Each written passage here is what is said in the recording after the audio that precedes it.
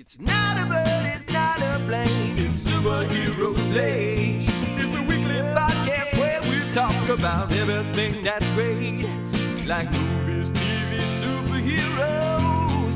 It's Superhero Slate. Oh yeah. Hello everyone and welcome to Superhero Slate, the show where we run down the latest superhero entertainment news. We love TV, movies, superheroes, so let's talk it all out. My name is Chris. And my name is Mike. And this week, we've got your first look at the Super Mario Galaxy movie. We got it right here. It was ready like to go. leaked by Cookies last week, but now we have official look with the trailer. Cookies as in like internet browser cookies or like real cookies? Like Pillsbury, the pre-cut cookies that you put down on the sheet and they just like little circle, like coin size, and they fluff up. It was like had like Yoshi. It had like Yoshi and everything on it. It was fun. Jimmy Olsen is getting his own spinoff series. I know everyone is just chomping at the bit to get a Jimmy Olsen show. So we're going to talk about that. Black Panther 3 updates today's episode, in case you people have forgotten that is a thing, and more. Yeah, we are here. It is November 16th, my literal birthday. It is Mike's birthday. So Happy birthday to Mike. Everybody, yay. We are celebrating live on the microphone where I got a gift to end on.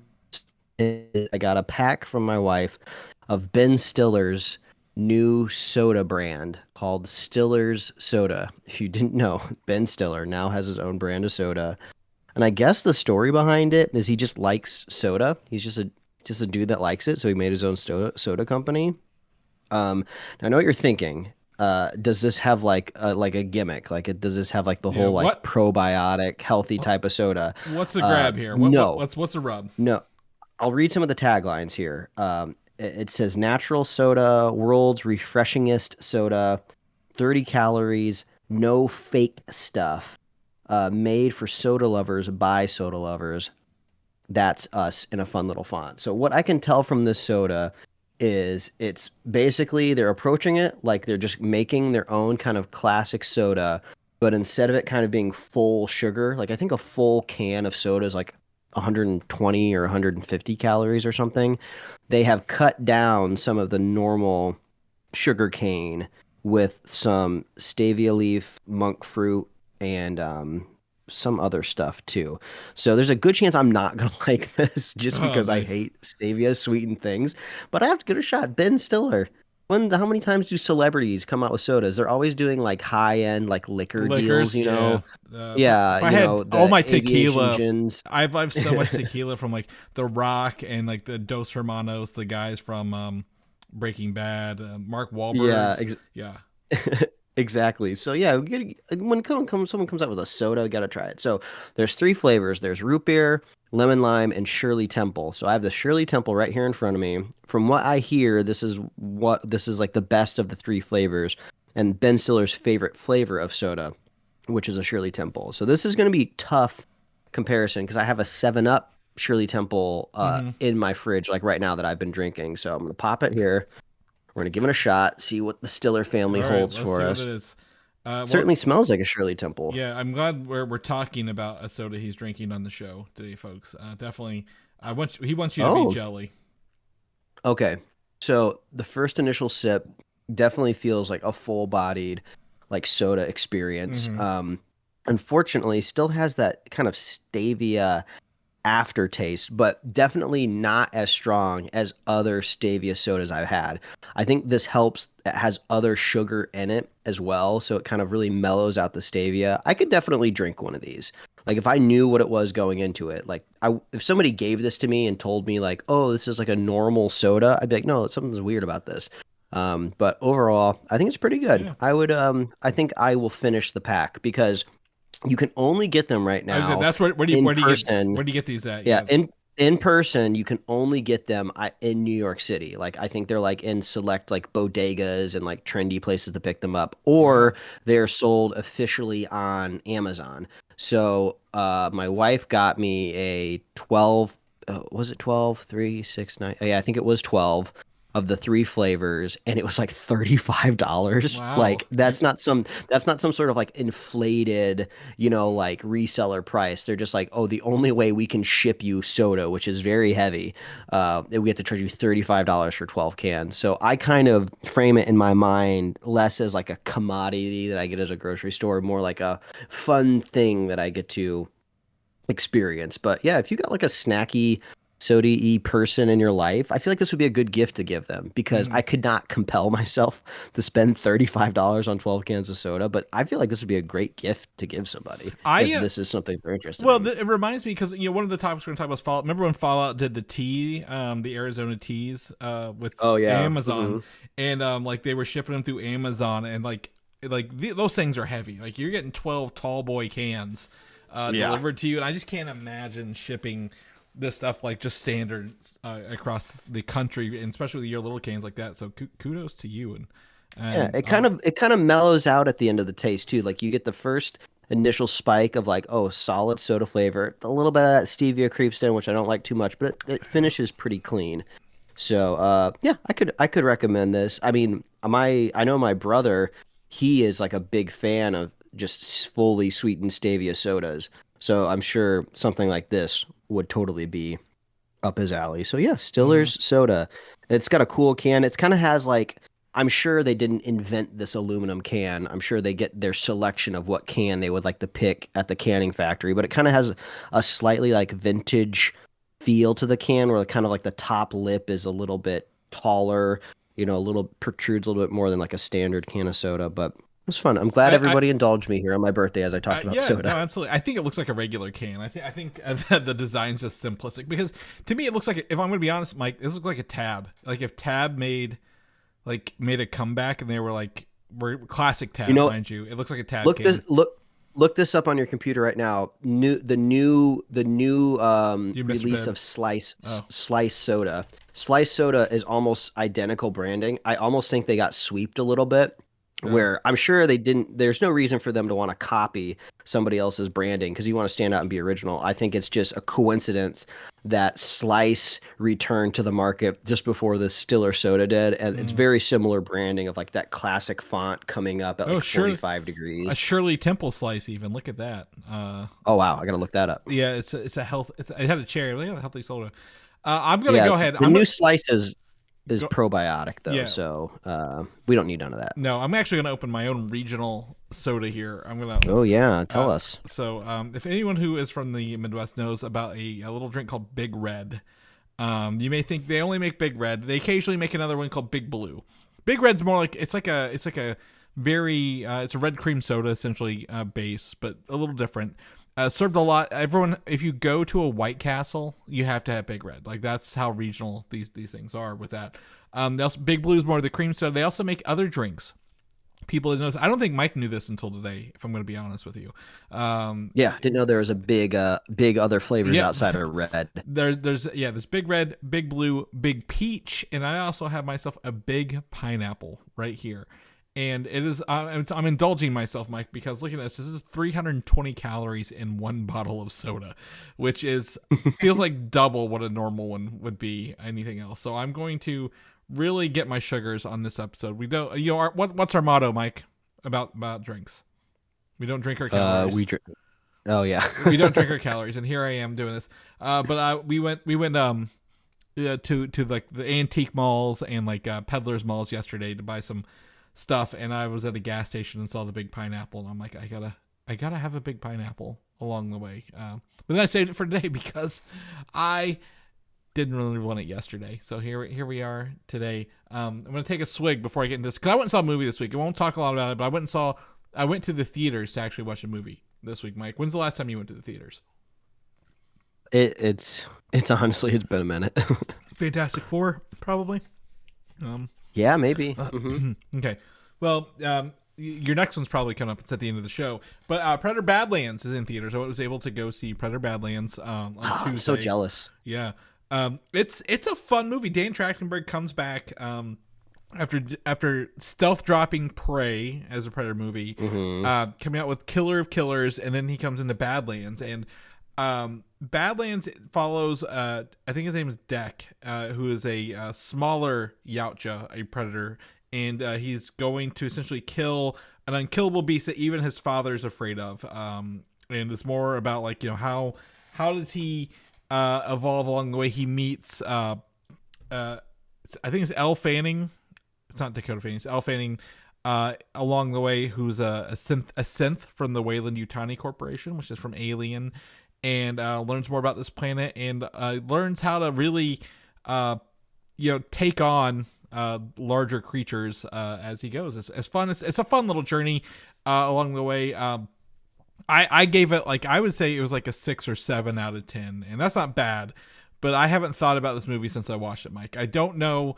I really wish in the Predator universe they'd just go ahead and tell us what the next movie is going to be, because what's fun is this one actually isn't really it's not a sequel or prequel to any of the other ones.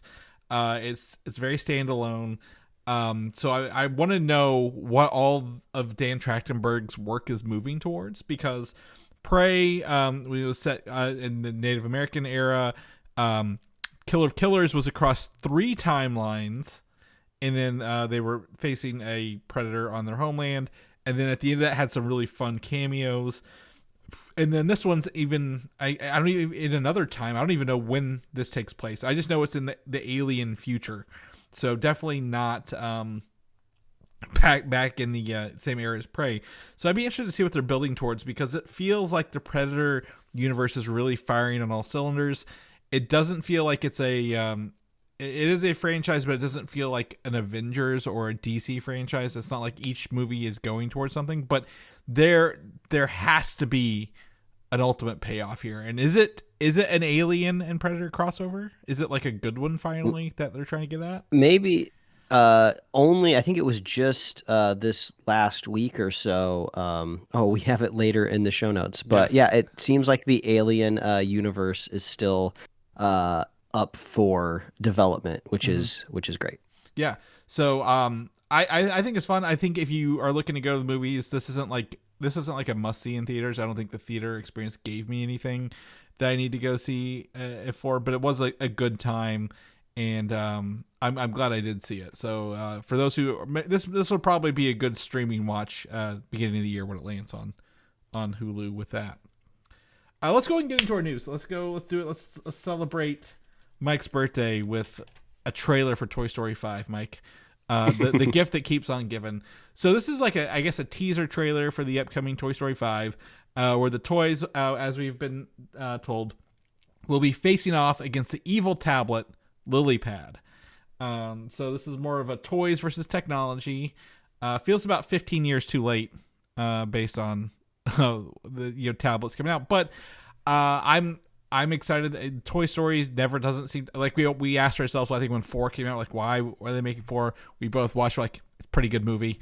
Honestly, it's a lot more for probably the kids at the end of the day. But I keep seeing reports of a scene in this with 100 or more than 100 Buzz Lightyears like in a dumpster, or not in a dumpster, like they've been crashed or washed up on shore from like a container, and they're all stuck in play mode. So I'm interested to see how this plays out, if you will, pun intended, in the movie. But other than that, the only question I have, Mike, and I know this is going to be a question you have, 100%. How does Woody get back with the toys after being left several states away in the last movie? I gotta assume Woody has turned into a bit of the nomad version of Captain America, where he's out there having his own adventures, reuniting toys with whatever they need to be reunited with. But then whenever you need them, whenever you need a hope in the middle of the night, here comes Sheriff Woody and Bo Peep, I'm sure. It does bring up an interesting question of like, how do you reach out to a toy far away? Like they don't have a cell phone. Like, so how are you calling them? Maybe it's a letter that gets sent or something. I'm gonna guess they have access to technology and computers now. Like they're like, oh, we're pen pals through email, maybe, or something like that. Mm-hmm. I don't know. Yeah, it makes me wonder, is like Toy Story now a franchise that, like, I don't remember when the last Toy Story movie came out, but is this a thing where like every generation or so, we make a new Toy Story movie or something. Mm-hmm. We go back to the gang to see where we are. 2019. So yeah, these kids will be about newborns will be about 7 when this comes out. Yeah, maybe. It does start to worry me a little bit because it is a kids movie. I love the Toy Story movies, so I'm not trying to rag on them though. But there is like a lore, there are rules to their world, and the more you dip into it, the more you explore it, the more you kind of have to like, do you push the rules? Do you change them a little bit? We kind of start to maybe ask questions that they can't quite answer. Like if this, Lilypad thing is like connected to the internet, does it like know everything? Is it like an all-knowing being? Is it just like one of those like older kind of tablets where you just like preload cartridges and it plays games? So I'm sure that they'll craft the story well. They do a really good job on these Toy Story movies because we're always surprised every time one comes out and we think we don't need it. They're good. But I guess this is a big point of contention. I got a 16-month-old at home right now, and we don't let her use any smaller screens, the big screen, as in like the television, that's okay. But she sees us on our phones and she wants to grab our phones and pretend to be us. And she presses things and makes like internet searches when she's just jamming her finger on the phone, just random strings of numbers. So she is infatuated with this screen. So it's a real story that parents are definitely going to connect with. Yeah, I'm interested. Like I said, I am of the opinion that the world rules can evolve a little bit because when Toy Story 1 came out, it was like, what is that, 94? Has it how long it's been? 95. Like we never thought things in 95 would get better than they were. I mean, who thought flat screen TVs, Mike, back then? We had tube TVs. We had all the anything we could ever want. Serials were popular. We didn't even have. We only had 3 Star Wars movies. We didn't have the other 12 that have come out since then. So I think the world can evolve a little bit, and I think they'll explain it. But I do think it might become more. What's the word? Is it serialized or Sure. Like they're very standalone-ish. Like you can watch this one without watching the other ones. So I'm excited to see what this is. But the first little teaser trailer here shows off the tablet and Lilypad and some other stuff. I really just want to see these Buzz Lightyear toys that have like been, I assume like dumped or something, and they're like, well, nobody buys Buzz Lightyear toys anymore. You think it'll be meta commentary on the Lightyear movie that nobody buys the toys because of the movie? Well, I was thinking there's that I've heard stories before of like big container ships of like Legos sinking, and then just like there's like local beaches nearby where like Legos just like wash up for years and years afterwards. Yeah, that's kind of what I think maybe it was concept art or someone like created an image from it would be like. So but Buzz Lightyear, when he was stuck in play mode, was always like the most entertaining, right? Because he's just like very laser focused and believes he can do dozens of things. So we'll keep that posted as that comes out. I think it's July of next year. I didn't put it down because I am silly. Toy Story 5 is June of next year. So that's gonna be fun. Release for that. On the flip side, they have competition in the space now with video games coming to animated movies, and that's Super Mario Galaxy, the sequel to the Super Mario Brothers movie, got its first trailer, and it picks up where I guess the first one kind of left off with Bowser shrunk down and in his little play castle, and he's a painter. He trims a bonsai bush along the way, and it's just a fun little intro, and then we get to see more of the stuff later where stars are landing in the Mushroom Kingdom. You can take the jump pads from the Super Mario Galaxy movie, the other little world planets, and then we knew Yoshi was coming based on the credits of the first movie. Rosalina is revealed in this, and Bowser Jr., a fun little surprise. And I'm sure you've seen the controversy. Oh, go ahead. Oh, I don't know what the controversy is, but I was shocked to see that Bowser Jr. was voiced by how do you say his Safety? Softy or whatever. I know he is an actor and has done acting things, but I just know him as the dude that like directs these like very like edgy A24 movies. I'm like, wait, he's the voice of Bowser Jr.? Okay. Yeah, is it Is it Benny Safdie? Is that? I think that's how you pronounce it. Yeah. Yeah. And he just he just came off a, I would say, box office flop. I hate the word flop. It sucks. He just came off. He did the Smashing Machine.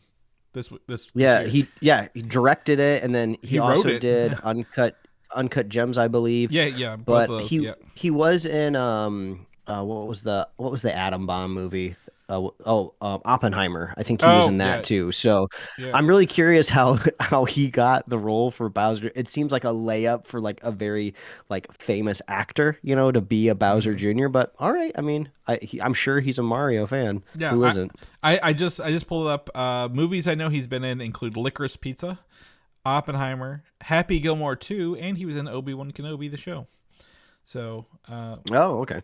He's got some connections somewhere. Well, good for him. But yeah, but the controversy is when Bowser Jr. shows up, it's the audio cue from the Prowler from the Spider-Verse movies. No. and everyone's like, it sounds the same. Now I don't know if you can like actually trademark like a sound, like it's not identical, but it's like so close. I don't know if you can copyright or trademark something like that, because if so, back to Oppenheimer and Christopher Nolan, all those like those big wall sounds that they used to do in those movies, like those have been used forever and ever. So it's fun to that. But to me, again, I think I remember watching the first one in the movie theaters because we had a tornado like come in and we had to like leave the theater like in the middle of that movie. So we watched it at home. I had a good time with the Mario movie. I don't think you had as good of a time, if I remember. Less of a good time. Yeah. I actually rewatched it over the last couple mornings while we were getting ready for daycare. So I got a chance to kind of like remind myself, because I knew the trailer was coming out this week, and I will definitely give credit to this franchise for looking beautiful. I kind of forgot like how stunning the movie is, just with the art direction, like the textures on screen, the lighting. This is like 100% premium visuals. Like they left no stone unturned for bringing Mario to life on screen, for sure. And I really liked the opening of the movie, like when they're like in Brooklyn, like they're doing their plumbing thing, and then when they get in the warp pipe, I'm pretty much on board with the movie right until he meets Toad.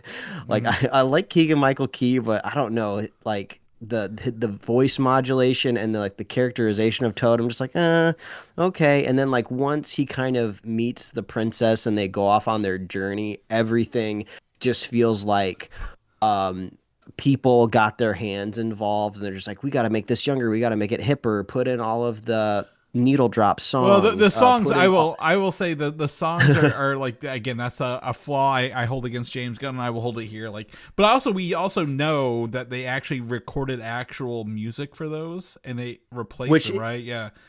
Which definitely leads my credence to just like too many hands got in the way. Like, we got to make sure this is a success. We this can't flop. They couldn't just trust it for what it was. Yeah. Honestly, I think Galaxy is just going to be more of the same. Like, why change the formula now? It made so much money.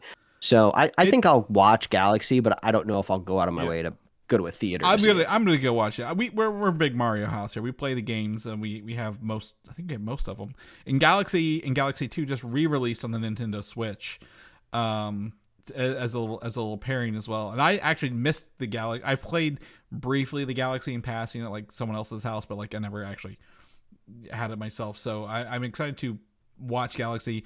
It looks fun. Rosalina is voiced by Brie Larson, also known as Captain Marvel. That's fun. So yeah, and she's got a really cool scene at the end where like, oh, it's a princess. What's she gonna do? She uses a little star wand and just destroys this big machine. So I'm excited to see it. I'm very interested in the upside. They actually go to a sand world this time, which is always World 2 in all the games, like Sand World. So looks like Mario and Luigi are on motorcycles in the desert. And I think Rosalina, isn't she like giant? Isn't she like 10 foot tall? Or am I not remembering the character? I thought she was like a giant compared, not literal giant, but like, way taller than the other characters. No, she's the same size as Princess Peach. She's a pretty staple character, and also like Mario Kart stuff like that. So Rosalina's canonical height is 7 feet 3 inches, making her exceptionally tall compared to the other Mario characters. So my question is does she get to stay a tall queen?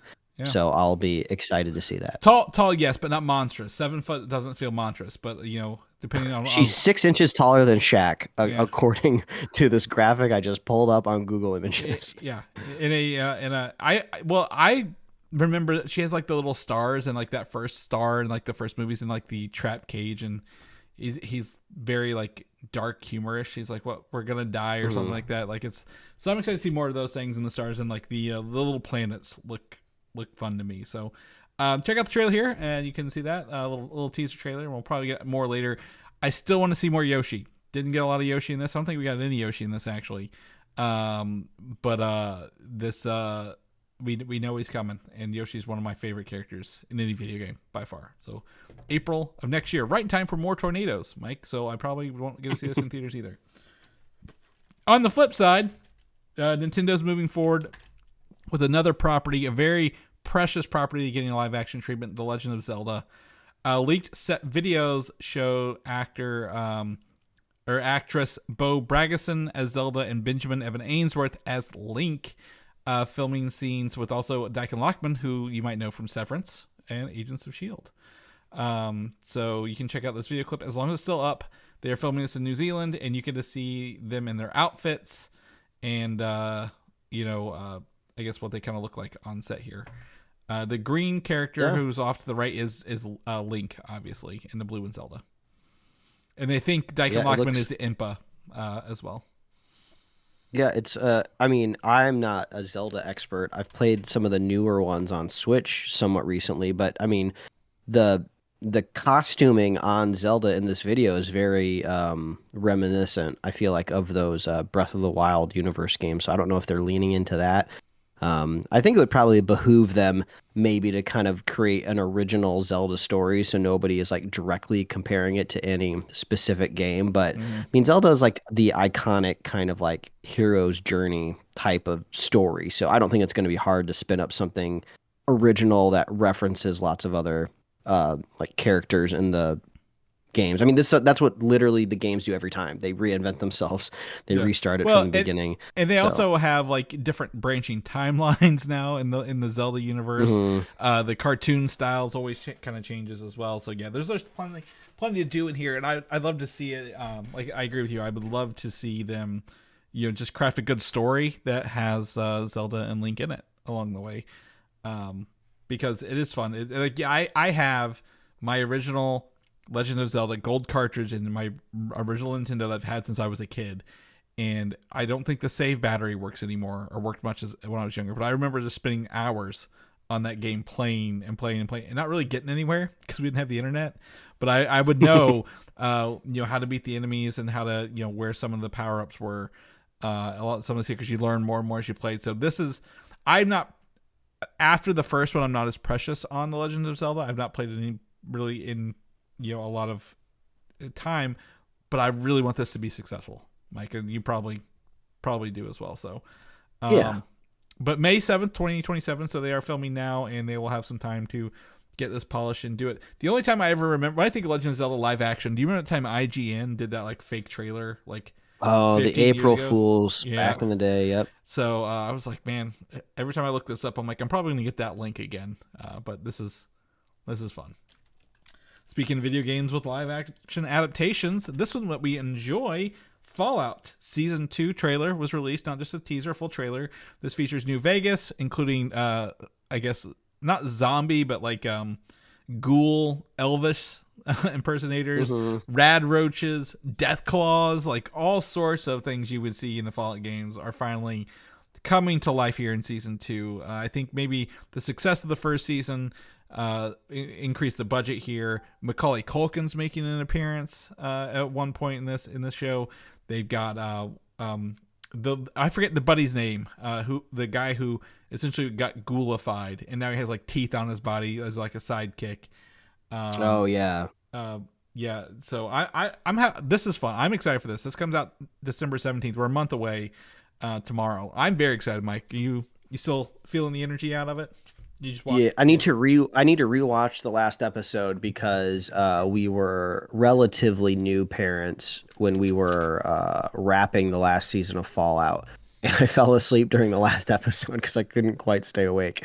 So I just need to rewatch it because I don't really remember what happens. But it's but since then I've played a full Fallout game. Mm-hmm. The success of the first show made me download Fallout 4, and I've played it and I've beat it. So I'm extremely familiar with that game and universe. But this trailer seemed to have a lot of references, obviously, to the New Vegas game, which happens before Fallout 4.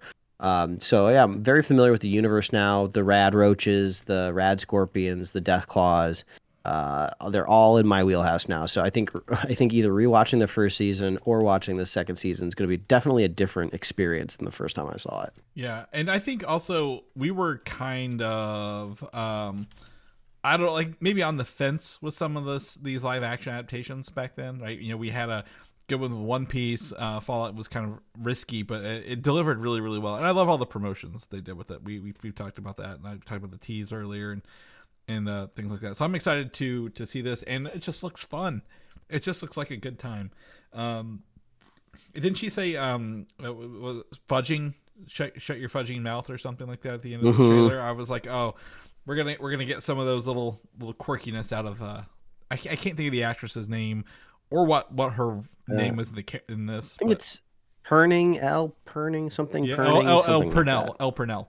Purnell, yeah. So, but yeah, she really nailed it. So December 17th on Prime, we can jump back into Fallout and see what this Vegas is all about. A couple weeks ago, we talked about Alien Earth Season 1, and after a couple weeks of waiting, FX/Hulu have announced that Season 2 will be moving forward with Noah Hawley as well. So we are going to be continuing the story left off there on Alien Earth Season 1, and I'm going to guess, this is purely guess, 2027 release.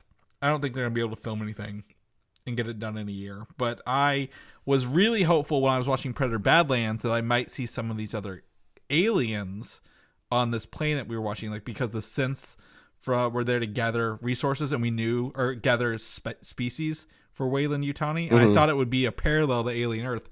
It wasn't, but I was really hoping to see the eyeball make an appearance in that movie because I love him. Well, maybe it's one of those things where they're just feeling out the success of bringing these things back, because like we were saying, they just renewed this for Season 2 after the success of Predator Badlands.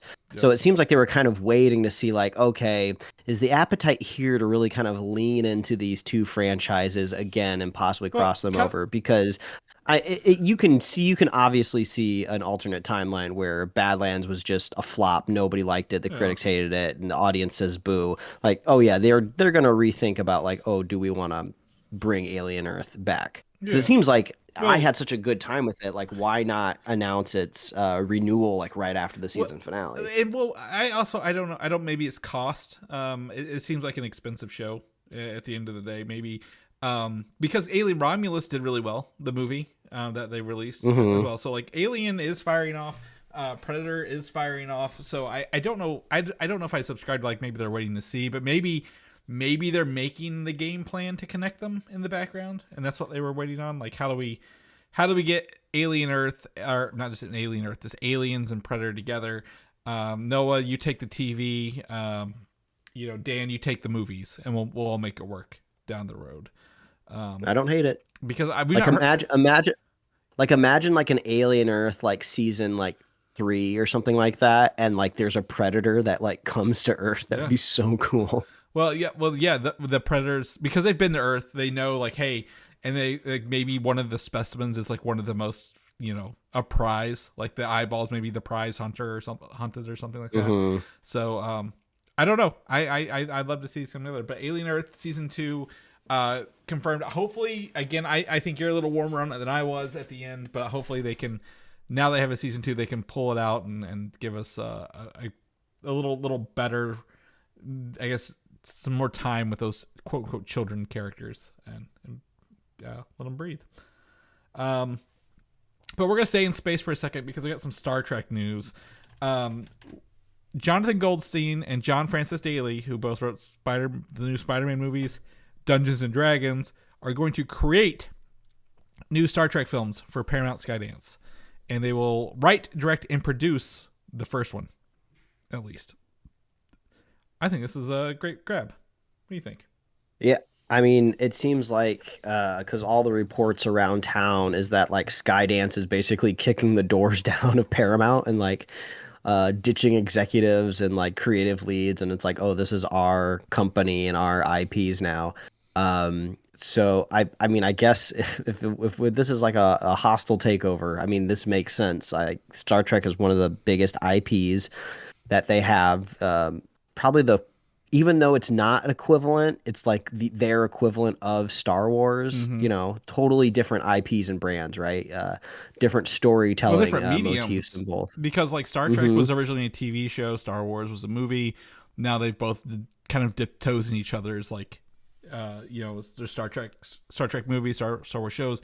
I've been holding out that they would come back to the Chris Pine one, and I thought maybe Goldstein and Francis Daly would have Chris Pine because of Dungeons and Dragons, right? Like, oh, like, hey, let's just make the fourth one.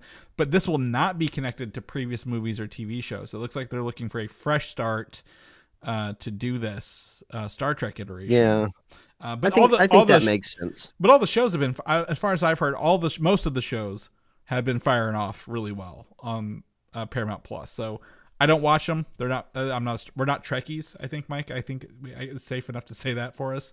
But I've heard the shows were good. But if they want to do a movie, I'd get into it. The first Star Trek movie I ever remember seeing was the 2009 one. I did not grow up with the other ones. I remember The Next Generation coming on Channel 4 at 6 o'clock or so, whenever I wanted to play games. Like whenever like I had to use the TV and like, oh, you gotta go to Channel 4. Go to Channel 4. I'd always hear the intro song to The Next Generation or the credits before I turned on my Nintendo. So that's about the only connection I had with that. So is there anything about a Star Trek movie? Again, I think these guys are going to do great. They've knocked it out of the park with both those franchises. Anything that you want out of Star Trek that you probably haven't gotten in the other ones that you could think of? I think just getting me excited about it. You bring up a great point about how if that first J.J. Abrams Star Trek movie was kind of like your kind of earnest intro into the IP, right? I mean, this is like a great example of like, oh yeah, this is kind of why studios have to reboot this stuff, every couple decades, because they got to make new fans, right? They're not going to get a lot of Gen Z en masse going back to watch and stream like The Next Generation. There'll always be like a small percentage that are curious and want to, consume legacy media, but they got to make new Star Trek fans, right? And maybe that's kind of why I feel a little sour on the J.J. Abrams Star Trek movies. Almost kind of like I feel like I was abandoned, right? Feels like, oh, I loved that first movie. And even though a lot of people didn't like the second one, I was still on board with it. So I was like, I'm still in on this franchise. Like, don't you guys like me? Like, don't you want to keep making these movies and flesh out this world? I'm having a good time. And then they just kind of like dropped the ball. It took forever for them to come out with a third one. And it was good, but it was almost like kind of like too much time had passed. So, yeah, I feel like I was just left behind with my 3 little Star Trek movies. I think to me, it's important here if they do Star Trek. I don't think we need to start with Picard. Not Picard.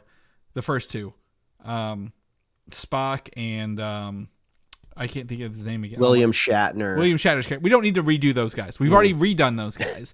If they wanted, this conversation is a great example of how much we are not connected to the original Trek stories. Exactly. We can't even think of his name. Yeah, Kirk. That's what it is. Captain Kirk. There it is. Yeah, it's awful. But if they want to do maybe the next generation of it, like maybe like, hey, we have a new Picard and a Riker, and these characters, like maybe that's where they go. Like I think that would be. That's due. That's like a late 80s, early 90s show due for a remake. One of my favorite YouTube creators, Patrick Willems, just came out with a whole video analyzing the anatomy of a legacy sequel, because his thesis was these aren't just kind of like one-off movies anymore. These are their own genre in and of themselves. And it feels like they'll definitely be playing in this legacy sequel era, because unless they are brave and bold enough, much like the Travelers of Deep Space, to create whole characters in a new timeline Yes. that touches nothing else, which probably not going to happen. Right. I 100% agree. It's not even a legacy sequel. It's a legacy reboot. Is that like, feels like the Running Man that just came out, right? Like, it's the same thing, but different. It's modernized. But I don't think we can redo the original cast anymore. That's fine. That's been done. I know the Next Generation hasn't been touched. I think that's a fresh mine. Or not fresh, but it's a mine worth re-drilling. I know they had the Picard series that finished off the Next Generation, but I would love to see them because they had Data, who's an android, right? Geordi LaForge with his little visor. I would love to see how they update that stuff and go down that road. So that's where I would want to see. But again, I think Jonathan Goldstein, John Francis, they've done some really, really great work together. They are essentially... I would give them more credit than the Russo brothers because they're both writing and directors. So like they can do both and play in other people's sandboxes really well. So let's see what they can do over at Paramount Skydance. I was not putting this here, but I've also said that Paramount is ending the rise of the Teenage Mutant Ninja Turtles animated show as well after 2 seasons. There was rumors. Chris, you almost gave me a heart attack. Yeah, there was rumors that it was going to go for 4 seasons, but they're just going to because of the extra time to make it. But they're only going to do 2, so we'll see. I always assume. You have to know by now out there, listeners, if you are a fan of animation, like kids adjacent programming is always on a march to death. Like eventually the kids get old enough and they just have to reboot it to make it different. So yeah, not so surprised that it's not going to last for too long. Well, and also it's one of those situations where, like, again, you mentioned new owners, new housekeeping kind of thing. Like they're going to come in and like they're going to nick some stuff that's on so they can put their name on it and start getting their residuals for that stuff. So, yep. All right, let's get into the DC world. Unexpected announcement / rumor / pseudo announcement. Jimmy Olsen from Superman, played by Skylar Gisondo. I don't know how to pronounce the last name. His report Gisondo? Yeah, I don't know. I don't know. A series in the works at DC Studios that is rumored to be a crime anthology and focus on Gorilla Grodd. Now, James Gunn has gone on to say that I think this was originally rumored to be called DC Crime. James Gunn's like, whoever came up with this name is stupid. And everyone's like, oh, so this news is fake. He's like, no, the title's fake. And we're like, oh, so everything else is real. So we've also heard a spinoff of Mr. Terrific might be in the works, but this is like the first semi-official word coming kind of out of James Gunn's mouth on threads about this. Jimmy Olsen, he's not a philanderer. What's the word we would look for here? Maybe he's kind of like an unassuming playboy in a way.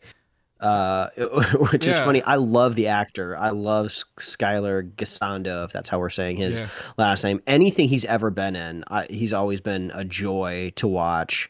If this was any other actor in the role and we were getting Jimmy Olsen like spinoff, I'd be like, this is dumb, Chris. This is like Alfred all over again. Caveat though, I think Alfred was like critically successful and people liked it, which was surprising. I just don't think anybody watched it. You mean Pennyworth, please. Oh, sorry, Pennyworth. Yes, sorry. Apologies.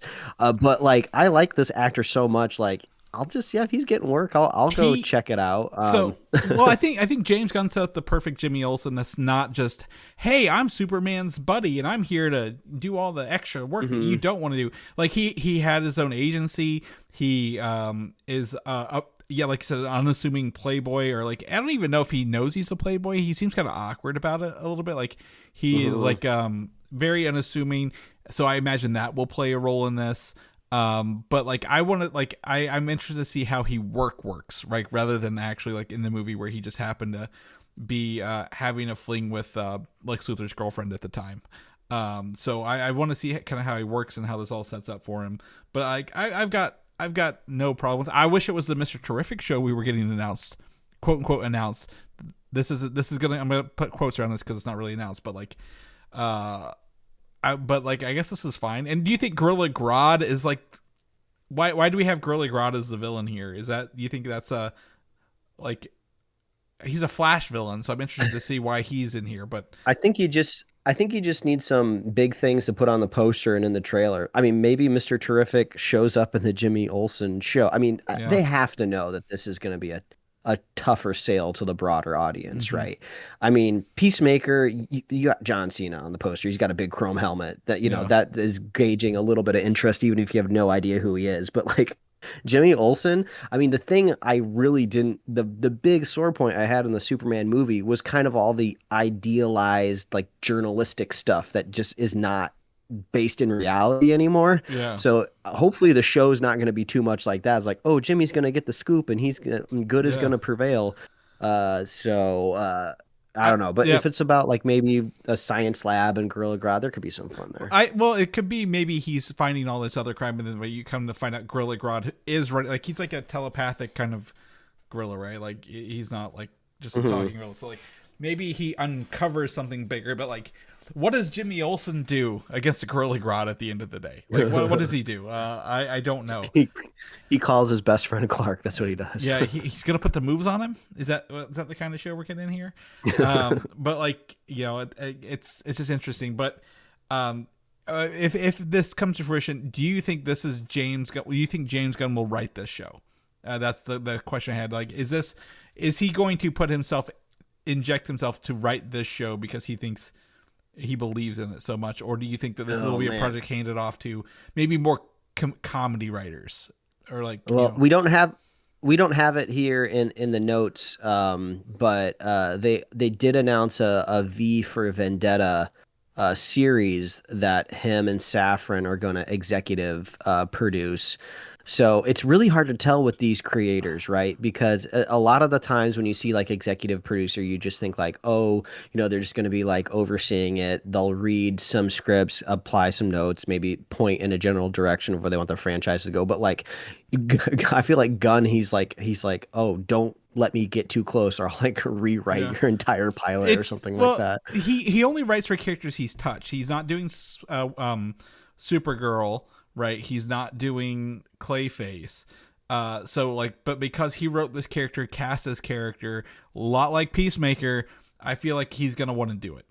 Like that's why I think he would be on this one, because it is something he's done, and it's like a representation of him as a whole. So that's kind of where I'm leaning at, but. Maybe he's too busy. Well, he did finish the script for Man of Tomorrow, which we're going to talk about next, so we can jump into that. But like, yeah, I think he's gonna be too busy working on the next Superman movie, because that needs to be a success. At the end, not that it's gonna fail, but he needs to keep firing off wins, right, for the studio at the end of the day. So let's jump into Man of Tomorrow. Brainiac is most likely the villain still. I don't think anyone's debating this. No one's debunking this. I think it was like, I don't remember if it was like Deadline or Variety. It was like this role, the villain role, not necessarily Brainiac, the villain of Man of Tomorrow will have makeup and prosthetics will be used for the film's antagonist. In addition, actors with a strong build and stature are being looked at for the role, which people are like, oh, that's Brainiac, right? Like he needs makeup and prosthetics. But then I got the actors considered for this role report, and the first two don't really strike me as strong build and stature.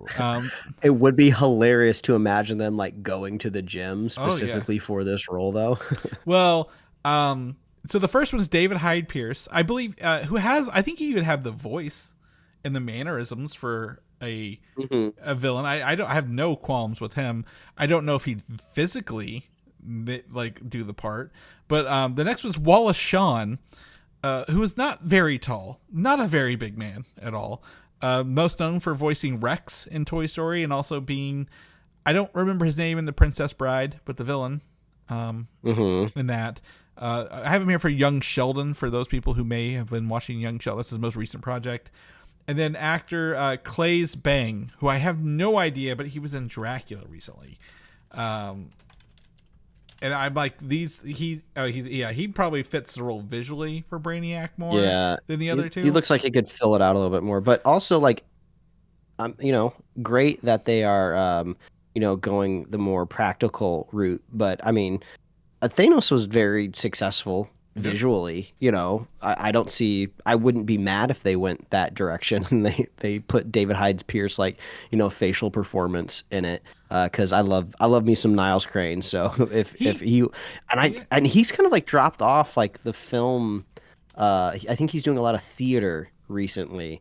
But I would love to see him back on the big screen. Yeah, he was he in the Frasier reboot, or he wasn't? Was he recently? No, I think it was just Roz that came back, but I never watched the reboot, so Yeah. I'm not sure. Well, I just remember him. He was it Hellboy, right? Where he voice Abe Sapien? Is he the fish guy? Yeah, Abe Sapien in that The one. fish Yeah. dude? Yeah. So yeah, he nailed that. Yeah, I'm just kind of looking it up here. He was in a movie in 2010 and then 2024. So yeah, most of it seems to be not really a lot of TV, a lot of theater work. You're right, nailed the theater. With that, just looking up here. So I don't know. I think you got to get a good villain. I think Lex Luthor was fine, but they didn't do a lot with him in the other one. It sounds like he's going to be coming back this. I want to see what they do with Brainiac. I think he's a great swing for the film, right? We've seen everybody else. We've done so many other Superman villains. Let's get somebody new. And yeah, I'm down with Brainiac on this one. Moving on, Black Panther 3. Ryan Coogler was on an interview and he confirmed that his next movie he is working on is in fact Black Panther 3 with Marvel. So I'm gonna guess this is gonna be a 2028 film, Mike. Like this might be their first second movie post Doomsday or Secret Wars if they're working on it now. We've heard, So you think it's going to be X-Men and then Black Panther? one of the it'll be the same year for sure. I think it'll be the first year. We've heard what's his name?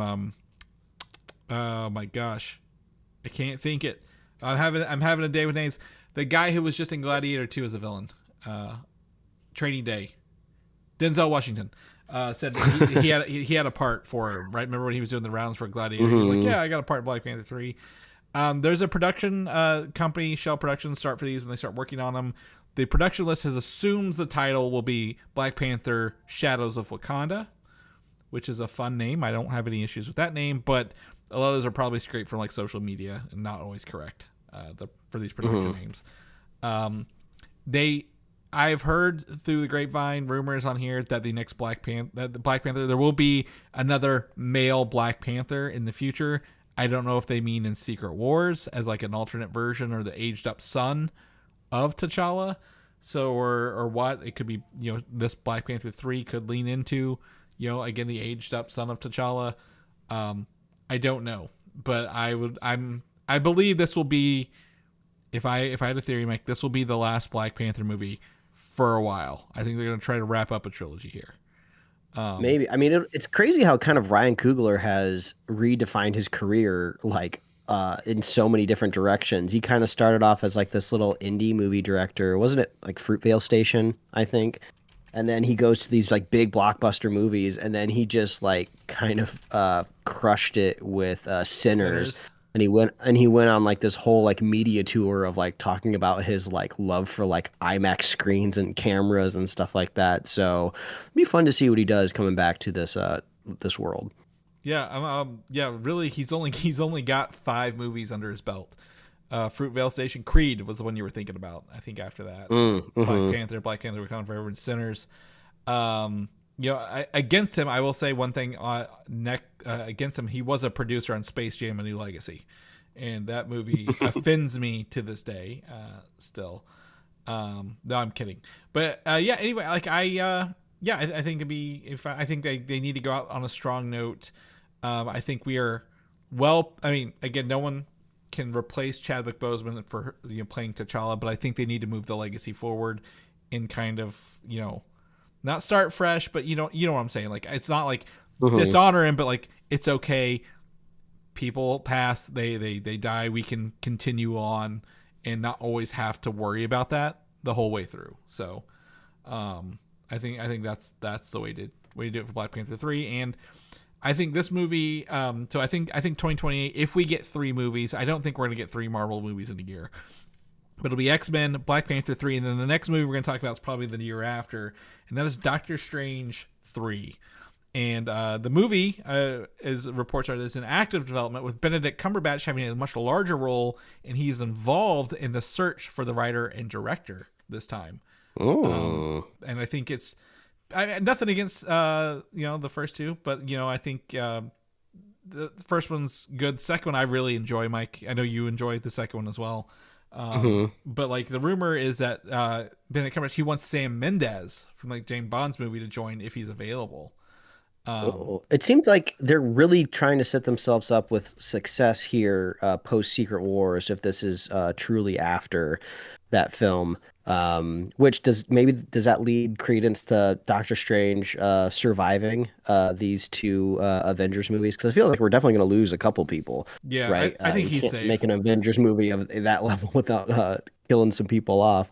But I mean, it's going to be good. I know we talked about in the show before how like identifying the phases and constructing a phase, it's kind of like a damned if you do, damned if you don't in a way. But I feel like these Avengers movies are going to do us a good favor of giving us some solid bookends, right?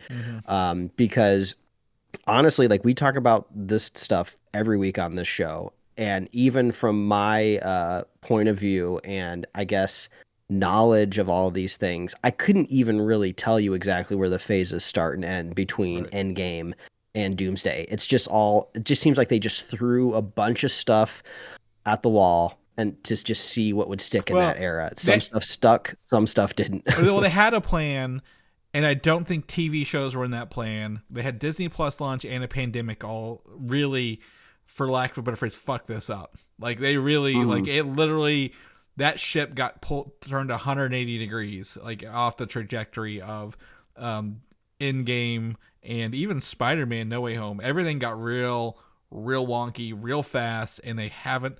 I feel like they've course corrected quite a bit this year. I think of the 3 movies, 2 of them have been really good. And I think, having some time between them, but I agree with you. Like this entire in-between Avengers movies here has been reactionary rather than pro-actionary, I guess would be the way I would phrase it. To agree with you, yes. But if Avengers comes to, I think Doctor Strange will live. I think Benedict Cumberbatch is a great actor. I think he's got, I like his power set. I don't think his story is done after 2 films. If Ant-Man can get 3 movies, by God, Doctor Strange deserves 3 goddamn movies. Agreed. But Sam Mendes, I also was going to say, he is doing the 4 Beatles biopics, 1 for each Beatle. So I don't know if he's going to have time to do this movie. But if he's looking for someone of that caliber, nothing against Sam Raimi, and I forget who the first director was, but I think they're trying to maybe go a less goofy route, if that makes sense. Like, if you want someone who does James Bond and biopics, you're going to want, that's a whole different story than Sam Raimi. And we're going to get ourselves some better wigs in this 3rd movie, hopefully. Yeah. Don't hold your breath. Don't hold your breath. I think the second one's fun, but we don't need another. We don't need a 3rd multiversal movie. We did see I can't think of the actress name, but Clea show up at the end of the second one, and she's technically the daughter of Dormammu. So it would be fun to see this sort of come full circle. I would love what's his name, Baron Mordo, to come back, like really tell the arc of Stephen Strange and where he came from and how he's ending. I think needs to really hit that landing as well. Werewolf by Night had a misunderstanding this week, in case you heard about it. The deadline stated Michael Giacchino will direct his follow-up to Werewolf by Night. People assumed they were directing a follow-up to Werewolf by Night, but he's working on another movie for another studio. So if you saw Werewolf by Night and it was getting a sequel, that is very incorrect, and it's more here just to help clear that up, that Werewolf by Night isn't getting a follow-up right away or any time that we know about in the future, despite it being a really fun time. I'm starting to get the feeling the next time we're going to see this werewolf is going to be that Avengers ride at Disneyland, because I think he's in the concept art, so it's almost like we're being promised him, but I think... Blade, maybe? Moon Knight, Midnight Suns? Yeah, like I don't know how much physical stuff is going to be on that ride. because I think when it was announced, we first thought it was just going to be like all screens, kind of more like a Star Tours thing. But I think it's been fleshed out to be a little bit more physical. But I doubt there's an actual animatronic werewolf. It seems like why would you put all your energy into recreating a character you saw in a short? But what I'm trying to say is, if he's in the concept art and then only made it visually to a screen, he might just be taken out of it if they don't want to lean too much into it. I don't know if they need to lean into it, but I think this is going to be a ride. My understanding, it'll be a ride where they can, if actors or new ones come and go, they can actually add them in here and like adapt this ride faster than if like with the screens and the character. Than if like, oh, we made a ride and we haven't updated it in 15 years. We've got new Captain Americas and new stuff like that. I would love. That'd be fun. I think they're updating the Millennium Falcon ride, I believe, next year for Mando and Grogu, so that'll be fun. Yeah, so I think it'll be something they can update pretty quickly. Lastly, this is Mike's next movie in theater. I know it, you know it, everybody knows this. Avatar: Fire and Ash coming out this Christmas. It is now confirmed to be 3 hours and 15 minutes long, the longest in the trilogy of Avatar movies. By like 3 minutes. The last one was 3 hours and 12 minutes, so it's not like it's hugely longer than the last one. There's going to be exclusive look tomorrow during Monday Night Football, which is that's how Disney likes to promote some of their films, and tickets go on sale Monday as well. So I will be refreshing tomorrow morning to buy my tickets and get in this because I want to watch it. I'm very excited to see this. Oh yeah, I mean, hey, this is still shorter than the whole bloody affair from Tarantino. I think that was announced to be over 4 hours long, and I know it's 2 movies, but still, you're sitting down for that. Fire Ash. It's gonna be excited. I haven't seen any wisps of a popcorn bucket yet for this one, so I'm looking out for that. Yeah, I haven't seen anything either. I keep seeing a couple like little posters here and there. I'm trying to go as blind. I'm sure this plot is leaked somewhere online because they filmed this forever ago, so I'm trying to go in as blind as possible. But it is coming out December 19th, the Friday before Christmas. So if you got some time off for the holidays, this is your time to go get away for 3.5 hours or more with commercials. And I guarantee, I feel very confident we're getting that Doomsday trailer in this. So it might be one of those things where I watch it, go back to the bathroom, come back and rewatch the Doomsday trailer in front of the next one, standing in the aisles, and then leave, so I can see that twice along the way. Mike, happy birthday one last time as we wrap up the show for the day. But if people want to know what you're doing, well, where can they find you at?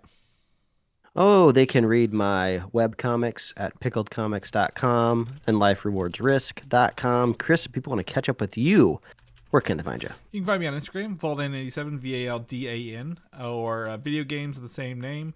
If people want to know more about the show, what we're up to, what we're doing, where we get all these show notes, all this fun stuff, where can they get that? Oh, head on over to superheroslate.com. You can find us on Apple Podcasts, YouTube, Spotify, wherever else you're listening to podcasts. Get merch at superheroslate.com/store. We love hearing from you. We love knowing what you're watching, what you're playing, what you're reading. Reach out to us and let us know. And we love our super fans. So if you want to be a super fan of this show, all you have to do is share the show with a friend, share the show with a buddy, and we will be here every week, folks. That's right. We'll see you guys.